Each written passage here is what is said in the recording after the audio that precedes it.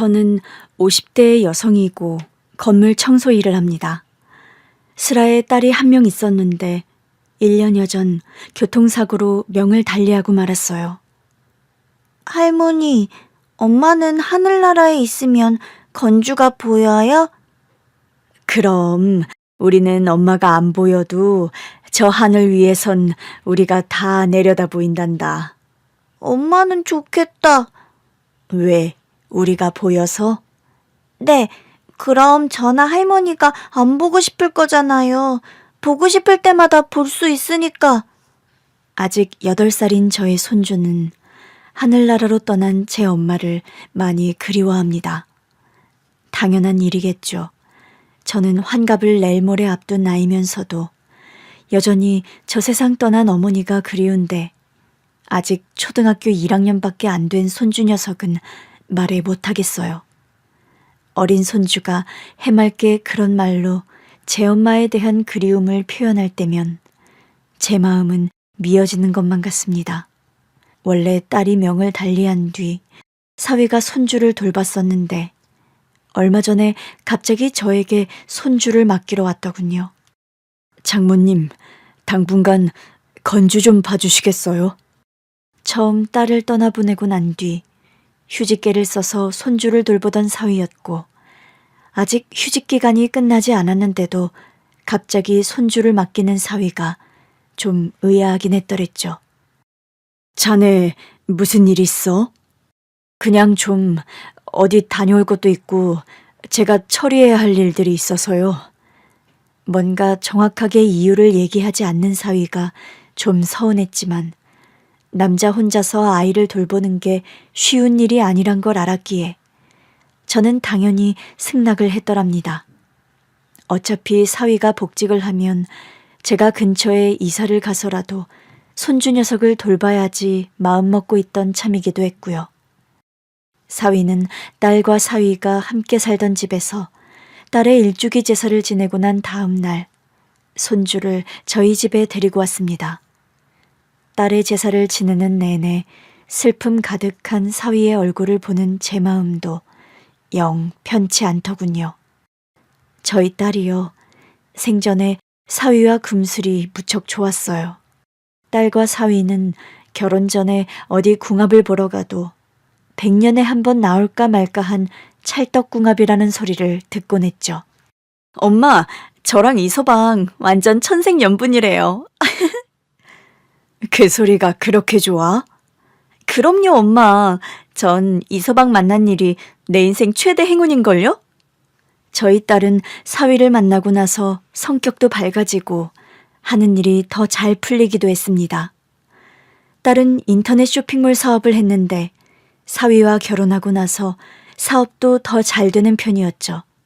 저희 집이나 사위네 집이나 가진 거 없는 집안이었지만 성품 착하고 성실한 딸과 사위가 가정을 일궈 서로 아껴주며 잘 사는 모습이 엄마 된 입장에서 참 좋았어요.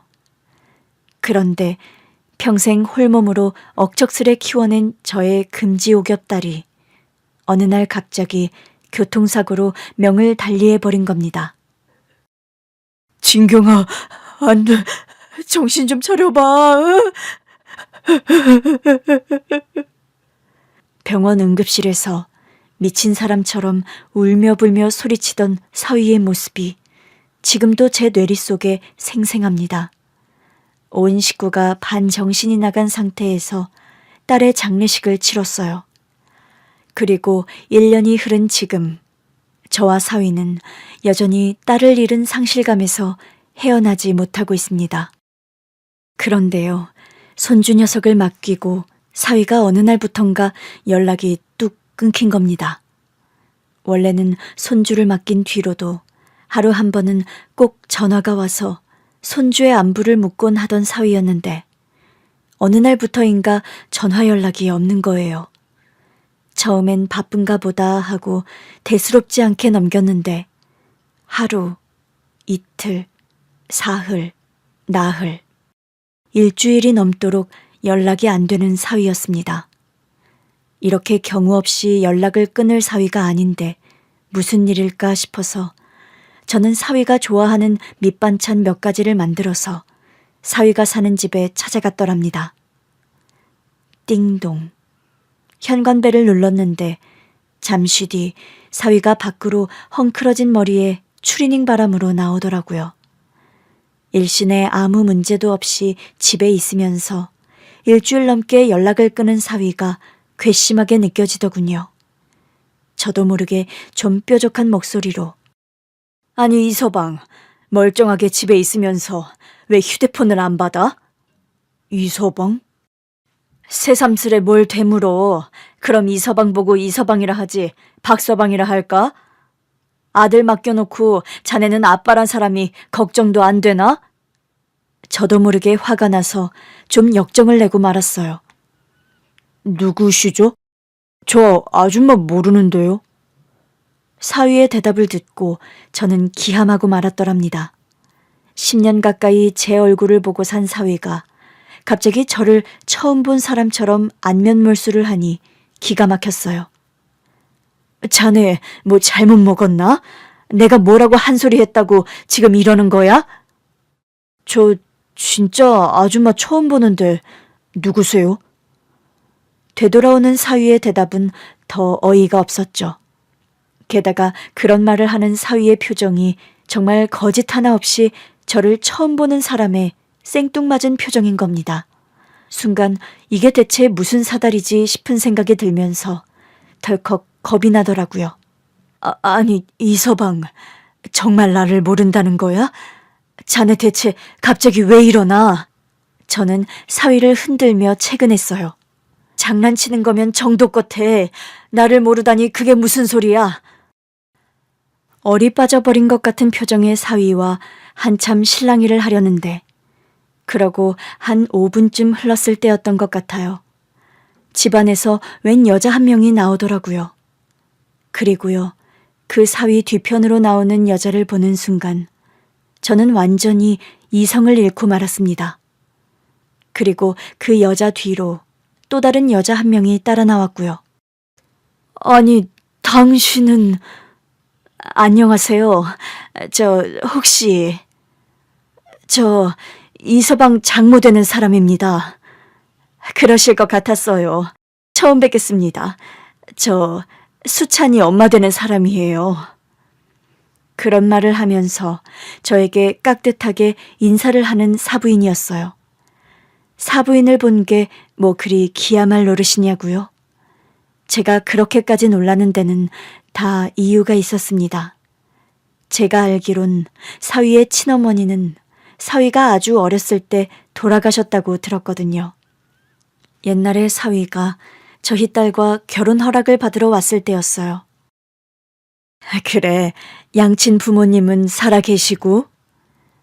아버지는 살아계신데 어머님은 제가 어려서 돌아가셨어요. 저런, 엄마 정이 많이 그리웠겠네. 맞아요.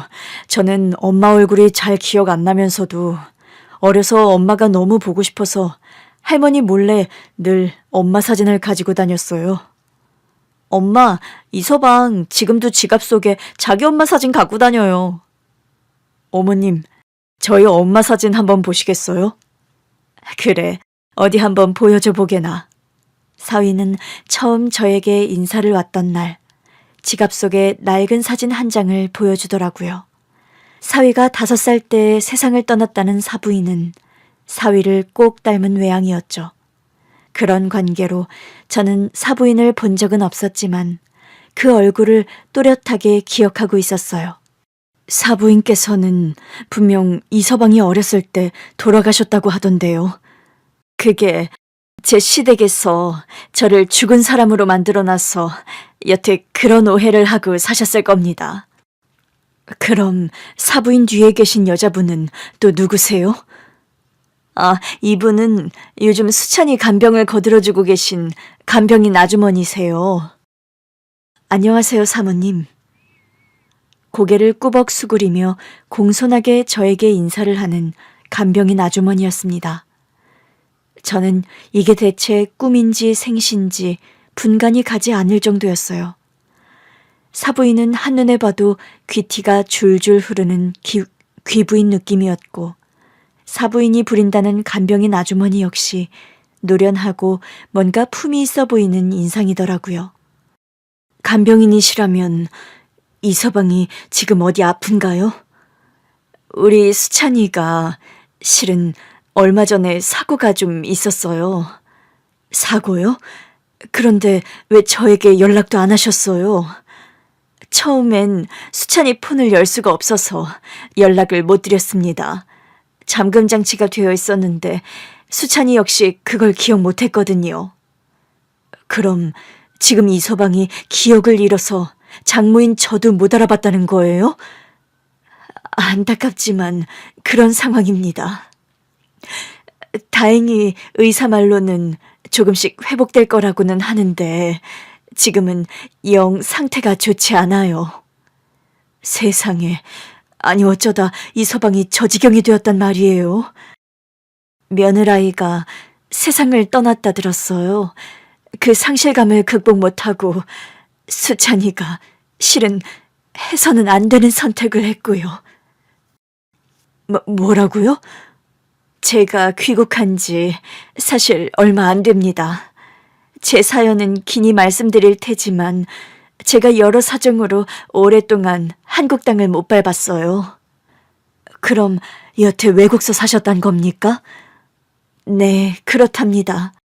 제가 동남아 쪽에서 사업을 주로 하다 보니까 한국에는 올 일도 없었고 우리 아들에게 죽은 사람으로 살다 보니까 뭔가 제대로 제가 기반 잡히기 전까지는 들어올 수가 없었어요.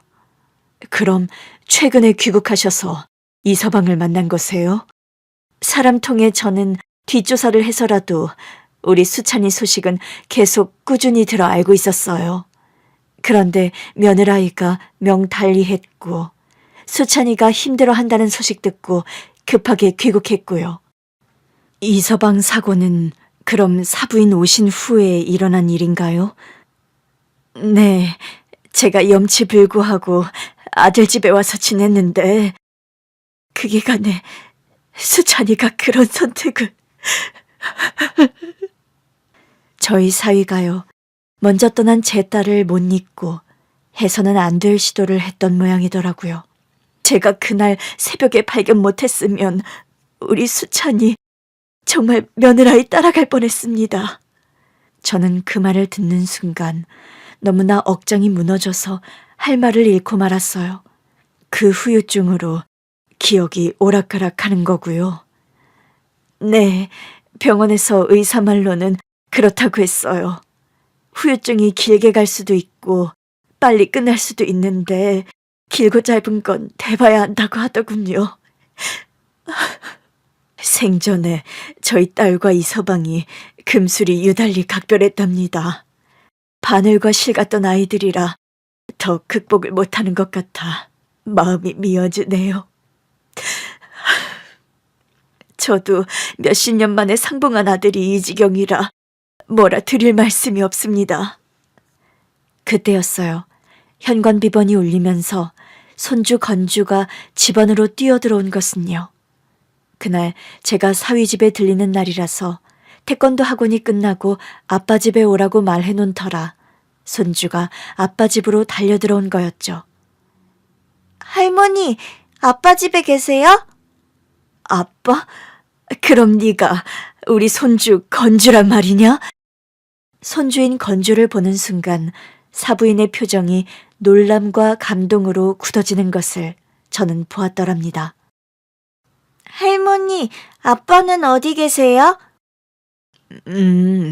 아빠는 지금 방에서 주무신다. 왜 계속 전화 안 받으셨대요? 그게 아빠가 좀 편찮으셨나 봐, 건주야. 할머니, 근데 이 할머니는 누구세요? 할머니 친구분이세요? 사부인을 보고 그런 질문을 하는 손주였어요. 건주야, 이분은 네 친할머니 되시는 분이란다. 친할머니요? 건주한테는 외할머니밖에 없는데. 알 수 없다는 생뚱한 표정으로 사부인을 뚫어지게 보는 손주였어요. 세상에, 네가 우리 아들의 아들이란 말이니? 건주야. 아이고, 내 손주 건주. 그런 말을 하면서 오열하며 손주를 끌어안는 사부인이었습니다. 어쩜 이렇게 네 아빠 어렸을 때와 똑같이 생겼단 말이니? 이렇게 신기할 때가 있나? 그런 말을 하면서 손주 녀석을 이리 보고 저리 보는 사부인이었습니다. 그날 기적 같은 상봉을 한 사부인과 손주는 함께 저녁까지 먹고 시간을 보냈어요. 핏줄이란 게 뭔지 처음 만나는 사이인데도 스스럼 없이 금방 친해지는 손주와 사부인이었죠. 사부인은 직접 주방에 가더니 저녁 밥상을 뚝딱뚝딱 차려내더군요. 굴비를 굽고 불고기를 재우고 맛깔난 찌개까지 한 상 가득 내오는 사부인이었습니다. 외국 생활 오래 하셨다 하시면서 한식을 잘 만드시네요. 타지서 생활하다 보니 향수병에 걸려서 음식은 되려 더 한식을 부지런히 해먹게 되더라고요. 사부인이 차려준 밥상을 물리고 나서 손주 녀석은 사부인 무릎을 베고 골아떨어졌습니다. 식사 준비에 종일 건주랑 놀아주시느라 힘드셨죠? 솔직히 말씀드리면요. 저 오늘 하나도 힘든 걸 모르겠어요. 건주 보셔서 많이 좋으셨군요. 네, 저 이제 우리 수찬이 건강만 좋아지면 더 바랄 것이 없겠어요. 멀쩡하던 사람이 갑자기 저까지 못 알아보니 솔직히 걱정이 많이 되네요. 요즘 처방해준 약이 유달리 더 좀 사람을 몽롱하게 하는 것도 있는 것 같아요. 사부인 말 맞다나 저녁을 먹는 둥 마는 둥 하고 깊은 잠에 빠져버린 사위였습니다. 저는 이 서방이 저 지경이 된 줄도 모르고 연락이 안 된다고 타박만 했네요. 아휴, 안 좋은 선택하려다 미수에 그치고 혼수 상태에서 깨어난 뒤로 계속 기억이 오락가락해요. 병원서 의사는 정확히 뭐라던가요? 사고와 트라우마에 의한 해리성 기억장애라고요. 며느라이 떠나던 날의 충격과 상처도 영향을 미치는 것 같다고요. 부디 이 서방이 심신을 회복해야 할 텐데요. 저도 매일 기도하는 마음으로 수찬이를 돌보고 있습니다. 그래서 간병인도 구하셨어요? 네, 간병인 아주머니가 심리치료도 전공한 분이셔서 수찬이 케어에 아주 안성맞춤인 분이세요. 그런데 사부인, 어째서 이 서방은 사부인을 여태 돌아가신 걸로 알고 살았죠? 이런 말씀 실례가 되려나요? 저는 참았던 궁금증을 넌지시 물어보았더랍니다. 실례라니요. 당연히 그런 의문 가지실 거예요. 안 그래도 건주 재우고 나서 제 지난 삶의 이야기들을 사부인께 찬찬히 말씀드리려고 했고요. 간병인 아주머니가 저와 사부인 앞으로 따뜻한 모과차를 가져다 주더라고요. 그 차를 마시며 과거 이야기를 털어놓는 사부인이었어요. 사부인이 지나온 인생사는 참으로 기구하고 기막힌 것이더군요. 우리 이렇게 사느니 차라리 이혼해요. 뭐? 당신이 뭔데 내게 그런 소리를 해? 한철 지날 때마다 딴 살림 차리는 당신 같은 남자와 나 더는 못 살아. 네가 못 살면 뭐 어쩔 건데? 당신과 이런 문제로 시시비비 따지는 것도 그만하겠어요. 나 그냥 조건 하나만 들어줘요. 조건? 그게 뭔지 드러나 보지. 돈도 위자료도 다 필요 없어요. 나한테 필요한 건 딱 하나예요. 수찬이만 내가 키우게 해줘요. 그때 안방문이 벌컥 열리더니 사위의 친할머니가 들이닥치더랍니다. 뭐? 너 지금 방금 뭐라고 했니? 수찬이만 데리고 저 이혼하고 싶다고요. 얘 좀 봐라. 집을 나가면 너만 곱게 나가면 되지. 왜 우리 집 장손을 네가 데리고 간다는 거야? 계집질 못 고치는 남자와 이혼하면서 그럼 제가 제 분신 같은 아들까지 뺏기라고요? 짝. 그런 말을 하는 사부인의 따귀를 인정사정 없이 갈기는 사부인의 시어머니였다고 합니다. 이 집 식구들 손버릇이 다 이유가 있는 거였네요. 뭐? 너 더 짓거려봐라. 아주 매운맛을 더 보여줄 테니. 매도 맞다 보니 제가 시집와서는 게 맷집밖에 없어요. 그런 제가 고작 그런 협박에 무서워 벌벌 떨기라도 할까봐요? 너 우리 엄마한테 그만 대들어. 더 대들면 뭐 어쩔 거야. 나도 이 시집안 사람들과 더는 싸우기 싫어요. 그러니까 내 새끼 수찬이만 내놓으라고. 이놈의 옆은 내가 어디서 바락바락 소리를 질러? 당신이 그따위니까 나한테도 사랑 못 받는 줄이나 알아. 사랑?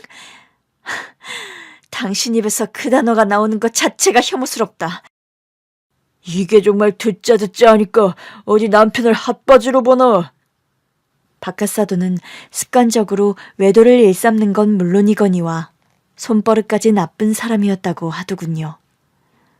어머, 정순아, 너 얼굴이 왜 이 지경이니? 네 남편이 또 그런 거야? 그렇게 됐다. 어제 이혼하겠다고 선언해서 난리가 났어. 너 그 집구석에서 당장 보따리 싸서 나와. 무슨 영화 보겠다고 이혼소장 들어갈 때까지 거기서 버티는 거야? 다른 이유 하나 없이 우리 수찬이 데리고 나오려고 해서 그러지. 네 시어머니 보통 성격 아닌데 수찬이 호락호락 줄지 모르겠다. 나도 다른 거 하나도 안 겁나는데 그게 제일 걱정이야. 차라리 이런 말 어떻게 들릴지 모르겠지만 정순아, 어차피 이혼하는 거 수찬이 떼어주고 새 출발하는 게 어떠니? 말도 안 되는 소리 하지 마. 난 수찬이 없는 삶은 절대 생각도 할 수 없어. 사부인은 이혼을 결심했지만 사위인 수찬이를 데리고 오는 일이 호락호락하지 않았다고 합니다. 네가 아들 끼고 살고 싶으면 네 남편도 견뎌야 하는 게 순리야. 어머님은 어머님 아들이 견딜 수 있는 남편감이라 생각하세요? 세상 천지 남자가 뭐 별다른 줄 아니? 가진 거 없는 집안 딸내미가 우리 정도 집안에 시집 왔으면 평생 감사합니다 하며 살아도 모자를 파네 뭐? 어머님 아들 철마다 여자가 바뀌는 사람인데 새며느리 보시고 또 손주 보시면 되잖아요. 왜 그리 수찬이에게 집착하세요? 우리 집 핏줄이고 우리 집 씨니까 당연하지. 수찬이는 누가 뭐래도 이 시집안 7대 독자다. 그런 귀한 아이를 감히 너 따위가 데려가서 근본도 모르는 아비 만나 크게 놔둘성 싶으냐? 근본도 모르는 아비라뇨. 제가 어디 새 시집이라도 간다던가요? 그럼 너처럼 새파랗게 젊은 여자가 이혼한다 나서는데 평생 수절이라도 할 거라 내가 믿을성 싶어? 저 평생 재혼 같은 거 안 하겠습니다. 각서 쓰라면 쓰겠어요. 그러니 제발 수찬이만 제가 키우게 해주세요. 가소롭다. 내가 그런 가당치도 않은 말을 믿을 것 같아? 이혼을 하려거든 너 혼자 곱게 나가. 수찬이를 엄마 없는 아이로 키우시려고 그러세요? 네가 이혼하고 나가는 순간 넌 세상에 없는 사람으로 수찬이에게 말할 거다. 이혼해서 집 나간 어미보단 일찍 명달리한 어미가 100배 나으니까. 사부인의 시어머니는 결국 사부인이 이혼할 때에 사위인 수찬이의 양육권을 넘기지 않았다고 합니다. 정확히 말하면 누명을 씌워서 뺏어온 거나 다름없었죠. 웬만하면 양육권은 아이 엄마에게 주는데 어떻게 그런 일이. 당시만 해도 수찬이네 본가가 잘 살고 나름 지방에서 방귀 꽤나 끼는 집안이라 저를 술 없이 잠 못 들고 정신적으로 문제 있는 여자로 매도를 해버렸어요. 아니 어떡해요? 거짓말해도 정도가 있죠. 그때 수찬이 본가, 그러니까 당시 저희 시댁이 잘 살아서 집에 가정부 아주머니가 있었어요. 집에서 같이 생활하시는 입주 가정부 아주머니셨는데 그 아주머니 통해서 빈 술병들을 잔뜩 제 옷장에 숨겨두고 제가 맨날 술 마신다고 헛소문 지어내더라고요. 그런 식으로 애 못 키울 여자를 만들었군요. 아니 어찌 인두겁에 탈을 쓰고 그런 짓을. 돈으로 그 가정부를 매도해서 법정에서 완전히 거짓 증언을 시켰어요. 맨날 술을 잔뜩 먹고 잠든다. 수면제 없이 잠도 못 잔다. 수면제에 취해서 매일 해롱거린다는 되도 않는 말까지 지어내고요. 멀쩡한 사람을 나사빠진 사람 만들었다는 거잖아요. 내가 밤에 무슨 몽유병까지 있는 중증의 정신질환자를 만들어버리는 바람에 판사는 제게 양육권을 안 줬어요, 결국. 그렇게 이서방을 뺏기신 거라고요. 네, 아들 뺏기고 저 아주 제정신이 아니었어요. 그 후로 시댁에서는 저를 아예 세상에 없는 사람을 만들어버렸고 저는 도끼를 품고 외국으로 떠났고요. 비참함과 배신감을 잔뜩 안은 채 사부인은 외국으로 돈을 벌러 떠났다고 합니다. 악착같이 성공해서 돌아와 시댁에 복수해주겠다. 힘을 일단 기르고 이서방을 다시 찾아와야겠다. 그런 결심을 했더랍니다. 그런데 어디 성공이라는 게 말이 쉽지 어디 쉬운 일인가요? 처음 베트남으로 건너가서 이것저것 일을 손댔지만 고전을 많이 했어요. 베트남에서 사촌 언니 부부가 커피 사업을 하는 바람에 사부인은 처음에 그곳에 가서 일손을 도우며 사업을 배웠다고 합니다. 제가 어설프게 손댔던 사업들은 성과가 없었는데 사촌 언니 부부 사업 일은 제 적성에도 잘 맞고 성과도 나쁘지 않았어요. 사촌 언니 부부가 사업을 접으면서 사부인에게 커피 사업을 물려줬고 사부인은 한동안 커피 사업으로 돈을 꽤 벌었다고 합니다. 저는 그때쯤 한국으로 귀국해서 수찬이를 되찾을 생각이었어요. 그래요. 그런데 그참에 하필 또 건강이 제 발목을 잡았어요. 사업이 한참 궤도에 오르고 겨우 기반을 잡았을 때쯤 사부인은 폐에 종양이 생기는 바람에 생사를 오가는 투병을 또 몇 년이나 했다고 합니다. 그 사이에 겨우 기반에 오른 사업은 내리막길을 걸었고요. 한국에 와서 떳떳하게 다시 소송하고 수찬이를 찾자는 계획이 물거품이 돼버렸죠. 사업도 내려앉고 제 건강도 장담할 수 없는 상황이라 그때는 참 미래가 막막했어요. 사부인은 사위인 수찬이를 찾겠다는 결심을 내려놓을 수밖에 없었다고 합니다. 돈도 돈이지만 아픈 몸으로 아들 앞에 나타난다는 게 어불성설이었죠. 그때 의사는 제게 시한부를 선고한 상황이라 아이 앞에 나타날 용기를 낼 수가 없더라고요. 그 심정이 오죽하셨을까요, 참. 자식 키우는 입장에서 얼마나 힘든 시간을 보내왔는지 눈앞에 그려지는 듯 하더군요. 그럼 사부인께서는 평생 재혼도 안 하셨어요? 사업을 하는 걸로도 워낙에 바빴고 또 무엇보다 수찬이를 되찾아올 생각에 새로 가정 꾸리는 일이 꺼려지더군요. 저도 일찍 사별해서 평생 홀몸으로 우리 딸아이를 키운 입장이라 사부인 상황이 여러모로 남일처럼 안 느껴지네요. 안 그래도 우리 수찬이가 결혼할 때 사부인이 어떤 분인가 참 궁금했더랍니다. 이서방 결혼할 때 와보시고 싶으셨을 텐데 어떻게 참으셨어요? 그때까지만 해도 제 건강을 장담 못하는 상황이라 울면서 우리 수찬이 결혼 소식만 전해들었었네요. 그 후로 건강은 그래도 어떻게 회복하셨어요? 죽기 전에 우리 아들 좀 실컷 보고 싶다는 소망이 저를 다시 일어나게 한 것 같아요. 병원에서도 거의 포기한 상태의 사부인이었는데 한 3년 자연치유를 전문으로 하는 요양원에서 정양을 하고 난 뒤 기적적으로 폐에 생긴 종양이 사라졌다 하더군요. 수술로도 온갖 약물로도 계속 생겨나던 종양이 요양원에서 자연요법 받고서 거짓말처럼 사라졌어요. 아마 거기 치료법이 제 체질에는 잘 맞았던 게 행운이었던 것 같고요. 그래도 건강 회복하셨다니 참 듣던 중 다행이네요. 그렇게 겨우 살아나서 다시 사업에 뛰어들었어요. 그때가 막 한류 붐 일면서 우리나라 드라마가 인기 많이 끌던 때였고 한국 화장품을 떼어다 파는 사업을 시작했는데 사업이 아주 잘 됐고요. 사부인은 알고 보니까요. 동남아 쪽에서 화장품 사업으로 아주 큰 성공을 거둔 사업가더라고요. 돈 걱정 없고 준재벌 소리 들을 때까지 이악 물고 견디자는 각오로 사업을 키웠어요. 시댁 사람들 누구도 찍소리 못할 정도로 내 힘을 키운 다음 귀국하자 그리 마음을 먹었더랍니다. 사부인의 오기 섞인 목표대로 사부인은 큰 성공을 거둔 상태로 귀국했다고 합니다. 그런데요, 세월이 야속하죠.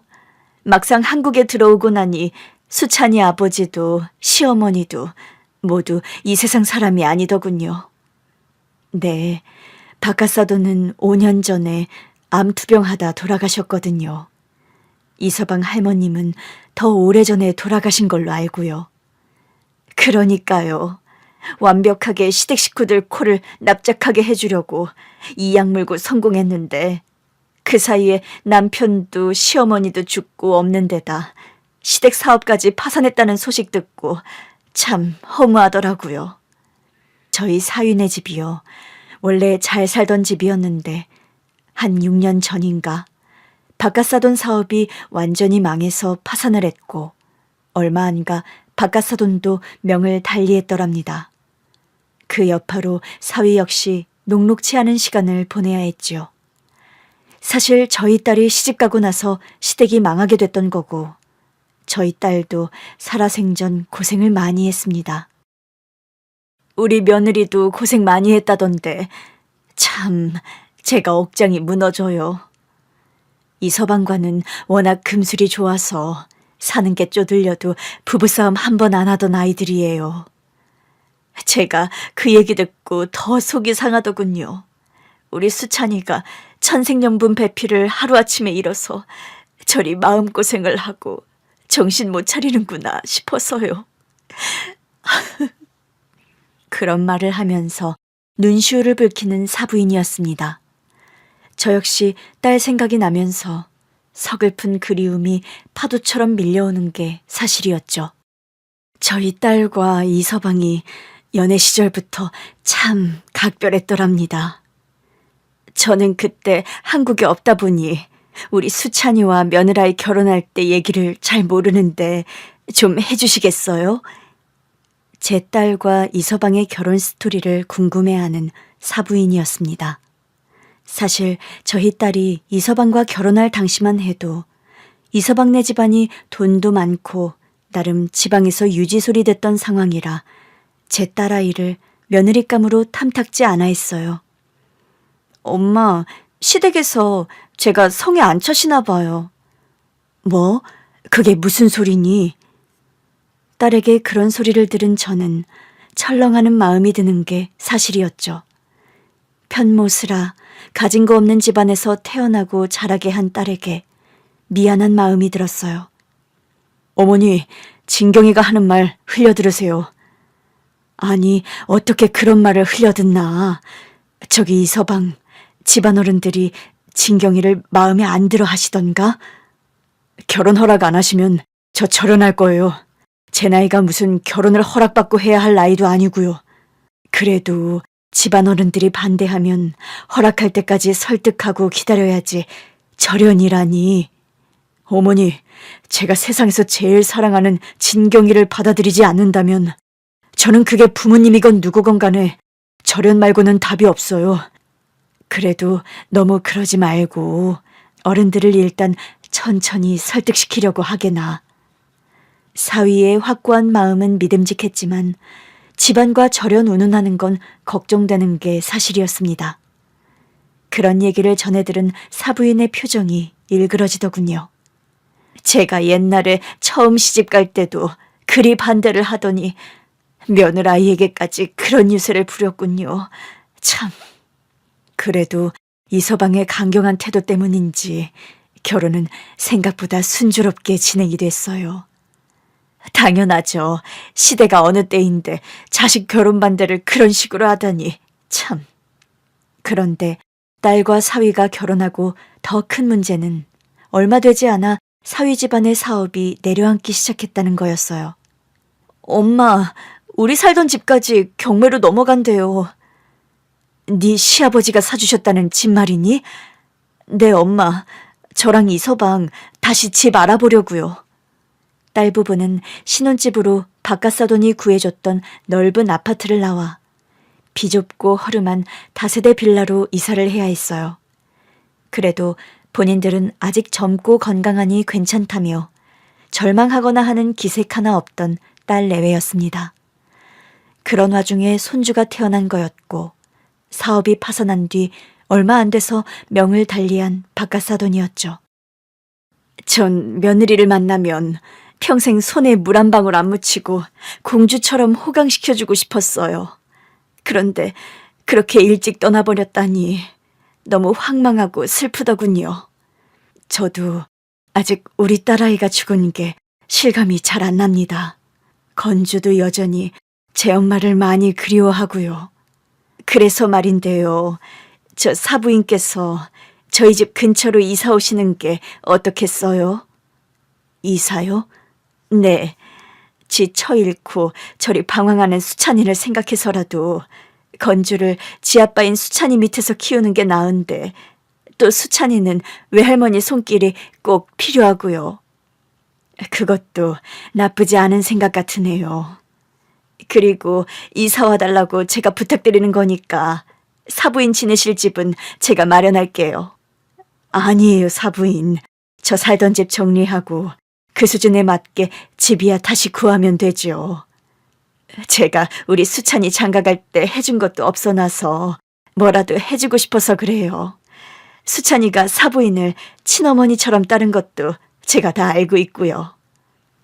사부인은 손주 녀석이 지낼 주요 공간이기도 하다면서 기어이 제가 지낼 새 집을 마련해 주시더군요. 사부인, 이렇게 말씀드리면 어떻게 들으실지 모르겠지만 전 평생 일하고 사업하느라 이제 가진 게 돈뿐이에요.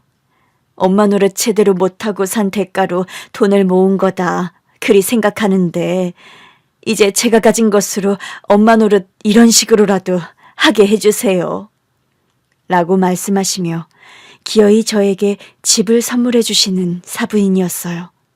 사위는 바깥 사돈 사업이 망하며 대신 지게 된 빚이 꽤 거금이었는데 그 역시 사부인께서 한 큐에 해결을 해줘버린 모양이더군요. 저와 사부인 그리고 간병인의 세심하고 극진한 케어를 받으며 사위도 나날이 건강 상태가 호전되었습니다. 제가 거처를 옮기고 나서 한두 달이 지난 뒤에는 완전히 원래의 컨디션을 회복하게 된 사위였어요. 이서방, 이제 내가 누군지 잘 알겠나? 그럼요, 장모님이신걸요. 내가 옆집 살며 매일 오니까 이제 노락가락 안 하는 거야? 저 해리송 기억장애 이제 사라졌어요, 장모님. 그런 걱정 접어두셔도 돼요, 이제. 난 가끔 자네가 생뚱한 표정이라도 지을라 치면 여전히 겁이 나. 또 뭔가 기억을 지웠나 싶어서. 그런 거 없어진 지 오래예요, 이제. 병원서는 뭐라던가. 뇌CT랑 MRI 저번 주에 찍고 왔는데 앞으로 괜찮을 거래요. 요즘 밤에 잠자는 건 편하고 불면증도 많이 좋아졌어요. 약 같은 거 안 먹고도 잘 자고요. 사위는 사부인이 소개해준 유명한 정신과의 상담 클리닉 치료를 받으며 많이 상태가 호전됐습니다. 이서방, 앞으로는 아무리 진경이가 그리워서 힘들어도 나쁜 생각은 하면 안 돼. 건조 생각을 해야지. 내 어머니, 제가 진경이 잃고 사실 우울증이 심했어요. 알아. 내가 자네 마음을 왜 모르겠나. 제가 휴직 기간도 안 끝났는데 건조 맡겨서 서운하셨죠. 그때는 정확히 사유도 말 안 하면서 처리할 일이 있다고 하니 무슨 일인가 싶었지. 사위는 그때 저에게 손주를 맡겨놓고 안 좋은 선택을 했던 겁니다. 그런 선택을 한때라도 생각했던 사위를 생각하면 가슴이 미어지는 게 사실이었죠. 저 역시 딸을 잃고 하루하루 밥을 씹어도 모래알을 씹는 것 같은 일상을 보냈어요. 저희 딸은 사위에게는 누구와 바꿀 수 없는 사랑스러운 아내, 저에게는 제가 살아가는 이유나 마찬가지인 금쪽 같은 딸이었죠. 저는 딸이 7살 무렵 남편과 사별했어요. 남편은 택시 운전을 하던 사람이었는데 운행 중 교통사고를 크게 당해 명을 달리하고 말았고요. 그 후로 홀몸으로 평생 닥치는 대로 일을 해가며 저 나름 제 인생을 다 바쳐 키운 딸 진경이었습니다. 그런 딸이 꼭 제 아빠 운명을 담기라도 하듯 어느 날 갑자기 교통사고로 떠나버렸을 때 제 심정이야 말로 뭐 하겠습니까? 딸이 세상을 떠나던 날, 딸은 사위의 회사 앞으로 가던 길이었어요. 오후 나절부터 손주를 저에게 맡기러 온 딸이었죠. 오늘 이서방이랑 데이트한다고? 건주 아빠가 결혼기념일 데이트하자고 회사 앞으로 오라고 해서요. 어이구, 결혼한 지 벌써 10년이 다 되어 가는데 이서방이 그리 좋으냐? 그럼요, 엄마. 저는 세상에서 제일 잘한 일 중에 하나가 건주 아빠 만나서 결혼한 거예요. 딸은 시댁 사업이 망해 그리 가진 고생을 하면서도 얼굴 한번 찌푸리지 않던 아이예요. 좋은 데 가서 식사하기로 했어? 비싼 데는 아니지만 그래도 어디 예약해뒀나 봐요, 건주 아빠가.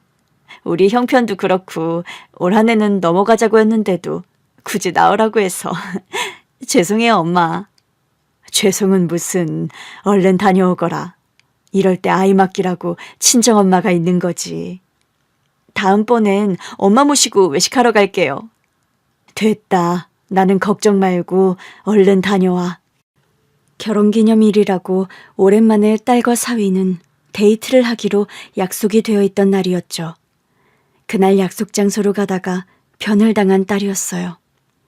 제가 그날 그 식당서 저녁 먹자고만 안 했으면 진경이가 괜찮았을 텐데 하는 생각에 저 너무 힘들었어요, 장모님. 그런 말도 안 되는 소리가 어딨어. 그런 일이 벌어질 줄 알고 한 일도 아닌데. 그 사람이 우리 형편 나아지면 그때 따로 기념하자고 자꾸 저를 말렸거든요. 근데 저는 또 고생하는 진경이가 미안하고 안쓰러워서 생각해 주려던 게 그만. 그날 사위는 응급실에 들어오는데요. 한 손에 장미꽃다발을 든 채였어요. 계획대로라면 식당에 도착한 딸아이에게 건네줬어야 할 장미꽃다발이었죠. 결국 그 꽃다발은 주인을 찾지 못하고 버려져야 했습니다. 딸과 사위가 처음 만난 곳은 딸이 아르바이트를 하던 카페에서였다고 합니다. 어서 오세요. 카페라떼 한잔하고 머핀 하나요. 이 근처 사시나 봐요. 매일 오시네요. 사실 저 집은 이 카페에서 거리가 좀 있어요. 그럼 직장이 근처세요? 저희 카페 단골이시라 집이 근처신 줄 알았는데. 실은 그쪽 매일 보고 싶어서 오는 거예요. 이 동네는 사촌 형 사는 동네인데 형 보러 와서 이 카페 처음 왔다가 그쪽한테 반해서요. 사위는 딸이 아르바이트를 하던 카페의 손님이었다고 합니다. 첫눈에 제 딸에게 반한 사위는 사는 동네와 차로 40분 거리에 딸이 일하는 카페에 매일 출근 도장을 찍었더랍니다. 누가 먼저랄 것도 없이 자연스럽게 연애를 시작한 딸과 사위였고 몇 년의 연애 끝에 결혼에 꼴이 나게 된 거였죠. 결혼하고 나서도 부부싸움 한 번 없이 사이가 좋았던 딸과 사위였죠. 사위네 집안 사업이 망하고 경제적으로 고생하던 때에도 저는 크게 걱정하지 않았어요. 부부금슬이 워낙 좋은 아이들이고 둘 다 나름 능력 있고 성실한데 젊은 애들이 앞으로 살아갈 방도 없을 바도 아니고 얼마든지 다시 일어설 수 있을 거란 낙관이 있었으니까요. 그런데 어느 날 갑자기 찾아온 딸의 죽음은 저와 사위에게 청천벽력 같은 일이었습니다. 사위의 상실감도 컸지만 저 역시 한동안 제대로 식사를 못할 정도였으니까요. 금쪽 같은 딸을 잃어버리셔서 얼마나 힘드셨어요, 사부인. 딸은 제가 사는 이유였는데 아마 우리 건주가 아니었다면 저도 온 정신을 붙들지 못했을 거예요. 혼자 되시고 평생 재혼도 안 하시고 며느라이 키우셨다면서요? 네, 여자 혼자 몸으로 가진 거 없이 키우다 보니 딸아이에게 좋은 옷, 좋은 음식 많이 못 먹이고 키운 게 여태 미안할 따름이죠. 그래도 며느라이가 좋은 대학 나와 직장도 번듯했었잖아요. 그거야 딸아이가 똑똑하고 성실했으니까요. 저는 평생 건물 청소하며 살아왔고요. 사부인, 그래서 말인데요.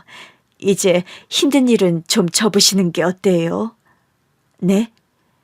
이런 말씀 주제 넘을지 모르지만 이제 사부인 나이도 있으신데 너무 힘든 일 계속하시는 건 무리실 것 같아서요. 무리는요, 무슨. 제가 편안한 일 하며 먹고 사는 사람은 아닙니다만 세상 밥벌이 중에 쉬운 일이 어디 있겠습니까? 어차피 우리 건주도 계속 돌봐주셔야 하는데 일을 접고 건주를 저와 같이 돌보며 사시는 건 어떠세요? 제가 사부인 생활비 걱정 안 하게끔 조치해 드릴게요. 네? 그게 대체 무슨 말씀이세요? 제가 수찬이에게 엄마 노릇 못한 게 평생 한이랍니다. 그래서 지금이라도 못다한 엄마 노릇 하고 싶어요. 그런데 전 가진 게 그저 돈뿐이에요.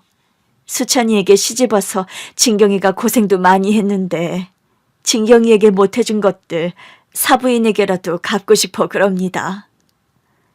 사부인은 저에게 집을 선물해 준 데 이어 제가 평생 생활비 걱정을 안 해도 될 정도의 거금을 쾌척해 주시는 겁니다. 너무 큰 액수의 금액이라 저는 처음에 거부를 했더랬죠. 제가 수찬이 장가갈 때 아무 도움을 못 줘서 그때 주려던 돈이에요. 며느리에게 원래는 주려던 돈인데 마음 아프지만 진경이는 세상에 없고 이제 이 돈은 사부인 것입니다. 저는 그래도 영 마음이 내키지 않아 거절했는데 우리 건주 돌보는데 많이 힘드실 텐데 그 용돈이라 생각해 주세요. 간곡하게 부탁하는 사부인이었습니다. 사부인이요, 재력이 남다른 사람이더라고요. 베트남에서 커피 사업하며 모은 종잣돈으로 동남아 일대에서 한국 화장품을 내다 팔기 시작한 1세대 사업가라 하더군요. 업계에서는 사부인을 모르는 사람이 없을 정도로 굉장히 성공한 사업가였습니다. 인생이라는 게 참 알 수가 없고 뜻대로 안 되네요.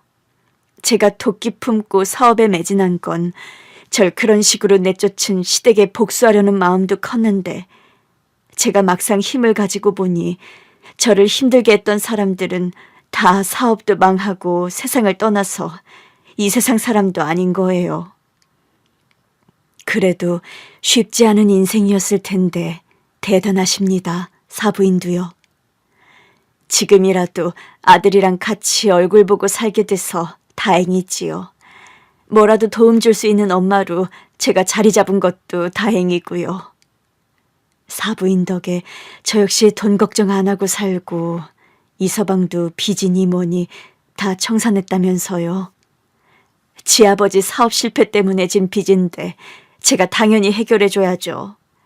회사 생활이 영 적성이 맞아 하질 않아서 제가 하던 사업 이어볼 생각 없냐고 물어봤더니 그리 하겠다고 하더군요. 사부인이 귀국한 후로 이 서방이 사부인의 사업을 이어받아 꾸려가게 되었어요.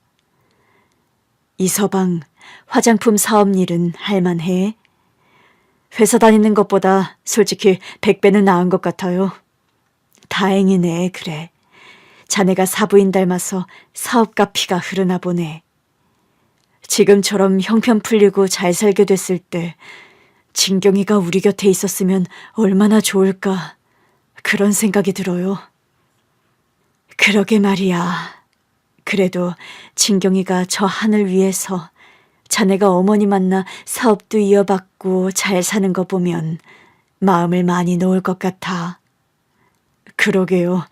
나중에라도 진경이 만나게 됐을 때 부끄럽지 않게 열심히 살려고요. 그런 결심을 하게 되기까지 사위가 얼마나 모진 역경을 거쳐왔는지 알기에 저 역시 눈가가 시큰해지더라고요. 딸의 이주기 제사는 사부인까지 합세해서 온 식구가 새로 이사한 집에서 지내게 되었어요. 제수 음식을 나서서 준비하려는 사부인이었습니다. 사돈은 쉬세요. 제가 제수 음식 준비 잘해요. 그래도 어떻게 제가 쉬나요? 저희 딸아이 제사인거려. 저와 사부인이 합세해서 함께 제수 음식을 만들었어요. 딸이 떠난 날이 하필이면 딸과 사위의 결혼기념일이라서 사위는 기일날마다 장미꽃 한 다발을 딸의 제사상에 바칩니다. 그런 사위 모습을 볼 때마다 장모인 제 입장에서도 참 마음이 먹먹해지는 게 사실이죠. 이번에도 장미꽃을 사왔어. 진경이가 기념일에 꽃다발 받는 걸 되게 좋아했거든요. 사랑받는 여자가 되는 기분이라고요. 생전 장미를 좋아했던 딸은 죽어서 기일날에도 남편에게 장미꽃다발을 한 알음씩 받고 있으니 사랑받는 여자인 건 확실한 것 같아요. 착하고 효녀였던 내 딸 진경이가 조금만 더 우리 곁에 있었더라면 얼마나 좋을까 싶은 생각이 다시 들더군요. 제수 음식을 준비하며 문득 그런 말을 하는 사부인이었어요. 저는 수찬이를 키우진 못했지만 늘 그런 걱정이 마음 한켠에 있었어요. 무슨 걱정이요? 수찬이가 지아버지를 닮아서 나중에 가정에 충실하지 못한 남자로 크면 어쩌나 그 걱정을 많이 했어요. 사실 아들은 대부분 아버지를 닮는다고 하잖아요. 듣고 보니 하실 법한 걱정이었겠네요. 그런데 우리 수찬이는 지아버지를 닮지 않고 애처가라 참 다행이다 싶어요. 수찬이가 지아버지 닮게 크는 게 싫어서 제가 어떻게든 키우려고 했지만 실패하면서 그걸 가장 걱정하기도 했고요. 이서방은 둘째가라면 서러울 애처가였답니다. 그러게요. 진경이가 살아있었다면 저나 사부인이 걱정이 없었을 것을요. 그러게 말입니다. 인명은 제천이라더니 그게 사람 소관으로 되는 일이 아니더라고요. 제 남편도 그랬고요. 진경이가 생전에 잡채를 좋아했다고 해서 제가 좀 더 신경 써서 만들어 봤어요. 한번 드셔보시겠어요? 간이 딱 맞고 맛이 좋으네요. 며느리 생일상 차려주는 시어머니 되는 게 제 꿈이었는데 며느리 제사상을 차리고 있네요. 그런 말을 하며 쓸쓸하게 웃는 사부인이었습니다. 딸 진경이가 살아있더라면 참 사랑받는 며느리로 부러울 것 없이 살았을 텐데 하는 마음이 들면서 눈가가 시큰해지는 게 사실이었죠. 그래도 제 딸이 죽어서도 여전히 사랑받는 아내, 대접받는 며느리인 게 다행이란 생각도 들었어요. 딸은 살아생전 첫 월급을 받던 날 봉투째 저에게 내밀며 그런 말을 했더랍니다. 엄마, 이게 제 첫 월급이에요. 앞으로 제가 엄마 호강 많이 시켜드릴게요. 그런 약속을 했던 제 딸이 지금 내 곁에 없다는 게 참 마음이 아픕니다. 딸아이의 검고 깊은 눈망울을 쏙 빼닮은 손주 건주가 제 곁에 있다는 게 그래도 위안이 되곤 해요. 손주 녀석의 눈을 빤히 보고 있노라면 딸아이와 눈맞춤 하던 때가 불현듯 떠오르곤 하거든요.